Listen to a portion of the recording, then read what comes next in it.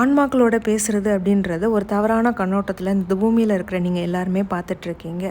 அதுக்காக ஒரு சின்ன கதையும் உங்களுக்கு நாங்கள் சொல்கிறோம். நீனா அப்படின்னு சொல்லிட்டு ஒரு பொண்ணு இருந்தாங்க. ரொம்ப சின்ன பொண்ணாக இருக்கும்போதே அவங்களுக்கு பிறவியிலேயே இந்த ஆன்மாக்கள் கூட பேசக்கூடிய அந்த ஆட்டோ ரைட்டிங் அப்படின்ற ஒரு விஷயம் அவங்களுக்கு இருந்துச்சு.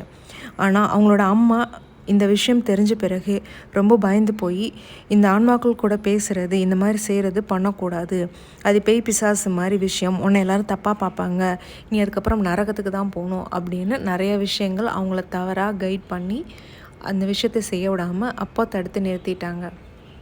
அந்த குழந்தைக்கும் அதை பற்றின ஒரு நல்ல அபிப்பிராயம் இல்லாமல் அந்த சின்ன வயசுலேயே ஆள் மனசில் இது தவறான விஷயம் அப்படின்னு பதிஞ்சு போயிடுச்சு. அவங்க பெரியவங்களாகி கல்யாணமான பிறகு அவங்க கணவர் மூலமாக சில புத்தகங்கள் கிடைக்கும் போது அதை வாசிச்சுட்டு திரும்பவும் அதே விஷயத்தை அவங்க வாழ்க்கையில் முயற்சி செய்து பார்க்குறதுக்கு செய்யும்போது அவங்களால முடியல. எவ்வளவோ முயற்சி செய்யும் போதும் முடியல.